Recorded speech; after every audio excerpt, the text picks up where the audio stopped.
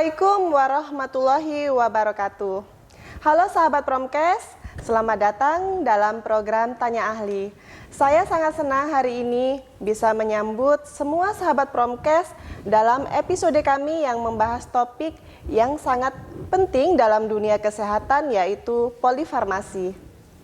Saya Nur Alifah dari unit PKRS RSD Madani Kota Pekanbaru. Kali ini memiliki kehormatan karena telah kedatangan seorang narasumber yang luar biasa. Baik, langsung saja kita berkenalan yuk. Halo Ibu, silakan perkenalkan diri. Ya, halo Sobat Promkes, salam kenal. Saya Apoteker Ica Selvia, apoteker yang bertugas di Rumah Sakit Daerah Madani Kota Pekanbaru. Baik, terima kasih. Sahabat Promkes, pernah mendengar nggak tentang polifarmasi? Apakah itu berbahaya? Tanpa banyak basa-basi lagi, mari kita langsung memulai percakapan menarik ini yang dapat memberikan wawasan berharga bagi sahabat Promkes semua dan membantu meningkatkan pemahaman kita tentang polifarmasi. Nah, Bu Ice, jadi ada beberapa pertanyaan yang telah kami rangkum. Yang pertama, apa itu polifarmasi dan mengapa hal ini menjadi masalah yang penting dalam pengobatan? Baik, apa itu polifarmasi? Baik, polifarmasi itu merupakan sebuah istilah ya Bapak Ibu ya. Jadi polifarmasi adalah terapi yang diterima oleh pasien lebih dari 5 obat. Mengapa hal itu menjadi sebuah masalah? Karena jika obat itu lebih dari 5, itu akan meningkatkan pengurangan kepatuhan penggunaan obat, serta bisa juga meningkatkan efek samping obat, serta yang tidak kalah penting yaitu biaya pengobatan juga akan meningkat. Demikian, Mbak. Lalu apa yang menyebabkan polifarmasi terjadi pada pasien, Bu? Iya, polifarmasi itu bisa saja terjadi pada pasien yang memiliki penyakit lebih dari satu, dan itu biasanya prevalensinya itu tinggi pada pasien-pasien lansia, Mbak. Iya. Baik. Kemudian apa risiko yang terkait dengan polifarmasi, terutama dalam hal interaksi obat? Oke, tadi kita juga udah bahas ya, ketika terjadi polifarmasi itu akan meningkatkan interaksi obat atau interaksi obat yang tidak diinginkan lah yang akan kita takutkan. Apa itu interaksi obat yang tidak diinginkan? Yaitu interaksi obat yang mengakibatkan efek samping obatnya meningkat. Seperti apa? Contohnya mengakibatkan gagal ginjal atau gangguan fungsi hati. Dan apa yang dapat dilakukan pasien jika mendapatkan polifarmasi, Bu?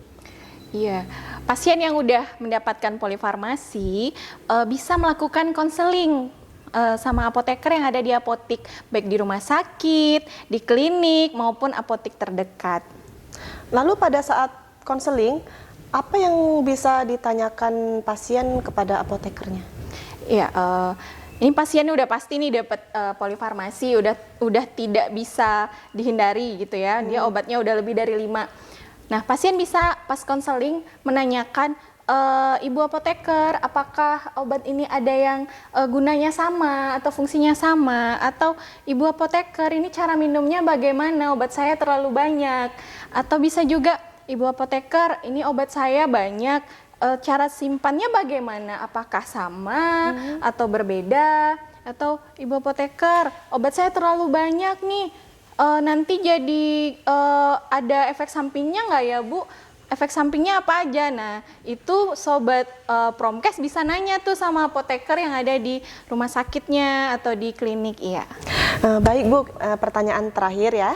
Apa saja strategi atau saran yang dapat diberikan apoteker kepada pasien untuk menghindari atau mengurangi polifarmasi? Baik, untuk meminimalisir atau menghindari terjadinya polifarmasi, peran apoteker sudah ada sejak di balik layar, yaitu saat menerima resep. Saat menerima resep, ada peran apoteker di situ, yaitu yang namanya screening resep.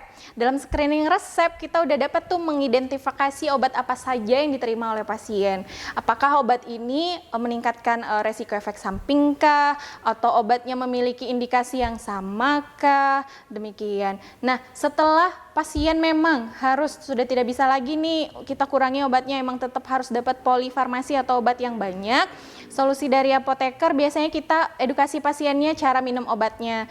Kita tulis tuh di etiketnya cara minum obatnya, jam minumnya, sehingga memudahkan pasien untuk membaca. Dan kita juga menyarankan adanya pendamping peminum obat untuk membantu pasien mengingat kapan minum obat, sehingga terapi yang diharapkan tetap berjalan sesuai yang diinginkan. Demikian. Wah, terima kasih Ibu atas penjelasan yang sangat luar biasa. Jadi, apa nih kesimpulan yang dapat kita ambil dan mudah kita ingat untuk sahabat Promkes di rumah? Polifarmasi adalah pengobatan yang diterima pasien lebih dari 5 obat. Jika Anda mendapatkan polifarmasi, konsultasikan kepada apoteker. Ingat, tanya obat, tanya apoteker. Baik sahabat Promkes, sekian program Tanya Ahli kali ini. Jangan lupa follow Instagram @pkrs_madani, like, komen, dan share untuk mendapatkan informasi-informasi kesehatan lainnya.